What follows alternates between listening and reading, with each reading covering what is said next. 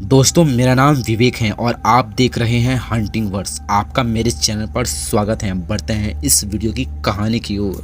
दोस्तों, इस कहानी को मेरे मामा के लड़के ने मुझे शेयर किया है, जो मैं आप लोगों से सुनाने जा रहा हूँ। इसको सुनने के बाद शायद आपके भी रोंगटे खड़े हो जाएं। दोस्तों, मेरा नाम सुरेश है और मैं बस्ती का रहने वाला हूँ। और ये घटना मेरे साथ तब घटी थी जब मैं 13 साल का था। मेरे पापा की कोई सरकारी नौकरी थी नहीं जो मुझे इंग्लिश मीडियम में पढ़ा सके, और जैसे तैसे हमारे घर का खर्चा चलता था और मैं अपने गांव के पास के स्कूल में पढ़ता था।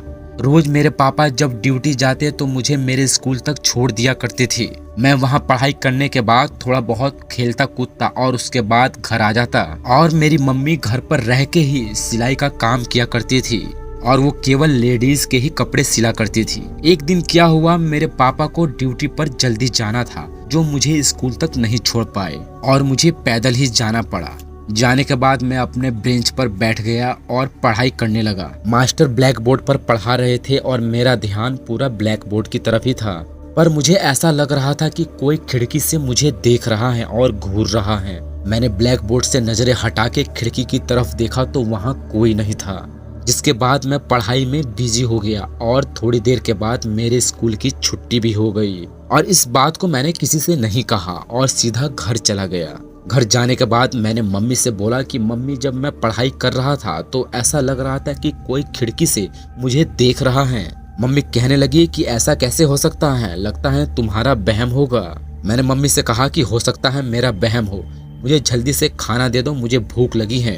मम्मी ने खाना दिया और खाना खाकर मैं खेलने के लिए चला गया। फिर अगले दिन मेरे पापा ने मुझे मेरे स्कूल तक छोड़ा और मैं अपनी बेंच पर जाकर रोज की तरह बैठ गया और ब्लैक बोर्ड की तरफ देखकर पढ़ाई करने लगा। और जो ब्लैक बोर्ड पर मास्टर पढ़ा रहे थे मैं उसे ही देख रहा था। और मैं टॉयलेट के बहाने उस क्लासरूम को छोड़कर उस खिड़की के पास गया जहां से मुझे कोई घूर रहा था। और फिर मैं अपने क्लासरूम की तरफ जाने लगा और जाते जाते मैं देखता हूँ कि कोई परछाई मेरा पीछा कर रही है। इतना देखकर मैं पीछे मुड़ा तो वहाँ भी कोई नहीं था। जिसके बाद मैं अपने क्लासरूम में गया और मैंने मास्टर से कहा कि मास्टर जी, मेरी तबीयत बहुत खराब है, मुझे घर जाना है। मास्टर जी कहने लगे कि तुम्हारी तबीयत खराब नहीं है, तुम झूठ बोल रहे हो, लेकिन तुम्हें जाना है तो चले जाओ, लेकिन इस बात को मैं तुम्हारे पिता से जरूर कहूँगा। और इतना सुनने के बाद मैंने अपना बस्ता उठाया और वहां से अपने घर चला गया। और घर जाने के बाद मैंने मम्मी से कहा कि मम्मी, मुझे फिर से उस खिड़की पर कोई दिखाई दिया था। मम्मी कहने लगी कि तेरा दिमाग सठिया गया है, लगता है तू भी बहकी बहकी बातें करने लगा है। और डांटते हुए मम्मी ने कहा कि ये लगता है तेरी बुरी संगत का नतीजा है। आज से तेरा खेलना कूदना बंद, तू जब स्कूल से आएगा तो केवल खाना खाने के बाद पढ़ाई करेगा, खेल कूद बंद। और मम्मी की डांट सुनकर मैं चुपचाप जाकर बिस्तर पर सो गया। फिर अगले दिन मेरे पापा ने मुझे मेरे स्कूल तक छोड़ा, जिसके बाद फिर मैं जाके अपने बेंच पर बैठ गया और ब्लैक बोर्ड की तरफ देखने लगा। तभी मैंने ब्लैक बोर्ड से नजर हटा के उस खिड़की की तरफ देखा जहां मुझे किसी की परछाई नहीं बल्कि एक लड़की दिखाई दी। और मैंने अपने दोस्त को इशारा करते हुए खिड़की की तरफ देखने को कहा, लेकिन मेरे दोस्त ने कहा वहां तो कोई भी नहीं है। और उस लड़की को देखने के बाद मैं बहुत डर गया था और मुझे प्यास भी बहुत जोरों की लगी थी। और जैसे ही पानी पीने के लिए मैं नलके के पास गया तो नलके से पानी अपने आप निकलने लगा। जिसके बाद मैंने पानी नहीं पिया और सीधा मैं अपने क्लासरूम में अपने मास्टर से जाकर ये बात बताई। और मास्टर जोर जोर से हंसने लगे और क्लास के बच्चे भी। और मास्टर कहने लगे कि लगता है तू सठिया गया है, कल का बुखार तेरा अभी नहीं उतरा है। जिसके बाद मैं चुप होकर अपनी बेंच पर बैठ गया और छुट्टी होने के बाद अपने घर गया। लेकिन आज मैंने इस बात को अपनी मम्मी से नहीं कहा। और अगले दिन नाश्ता करके मैं टाइम से पहले अपने स्कूल में पहुंच गया और जाकर देखता हूं कि चारों तरफ काफी सुन सन्नाटा है। लेकिन तभी अचानक से टॉयलेट की तरफ से मुझे एक लड़की की आवाज सुनाई दी और मैं भागा भागा टॉयलेट की तरफ गया। और जैसे ही मैंने टॉयलेट का दरवाजा खोला ही था तभी उस लड़की ने मेरे गले को दबा लिया। जिसके बाद मैं जोर जोर से दरवाजा पीटने लगा कि बचाओ बचाओ। तभी अचानक से उस स्कूल का चपरासी मेरे पास आया और उसने दरवाजे को जैसे ही खोला वो लड़की फिर परछाई बनकर कहीं गायब हो गई। लेकिन उस चपरासी को वो परछाई दिख चुकी थी और उस चपरासी ने मुझे गोदी में उठाकर बोला कि बेटा तुम ठीक हो। मैंने कहा जी अंकल, मैं ठीक हूँ। वैसे आपने उस लड़की की परछाई को देखा जो मेरा गला दबा रही थी? उस चपरासी ने कहा हाँ बेटा, मैंने देखा।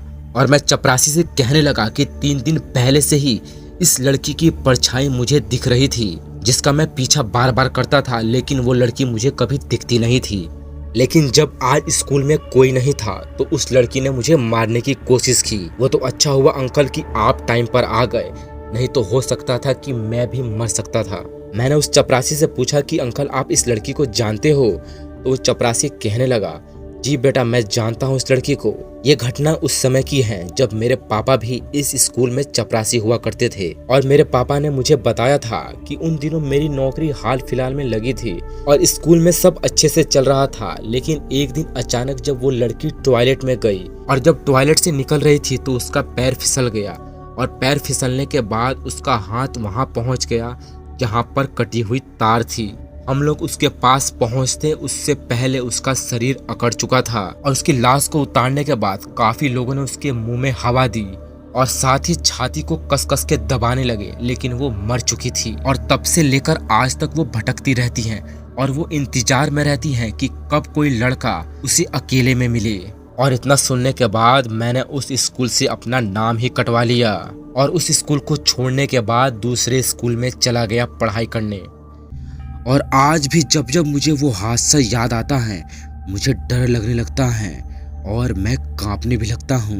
मैं सोचता हूँ कि कहीं इस स्कूल में भी वैसा हादसा न घट जाए मेरे साथ, जिसके बाद मैं कहीं भी अकेले नहीं जाता। दोस्तों आज की कहानी बस यहीं तक। आशा करता हूँ कि मेरी स्टोरी आपको अच्छी लग रही होंगी। अगर अच्छी लगती है तो कमेंट करें और वीडियो को लाइक और चैनल को सब्सक्राइब भी करें। मिलता हूँ बहुत जल्द फिर किसी हॉरर स्टोरी के साथ। तब तक के लिए बाय बाय एंड जय हिंद।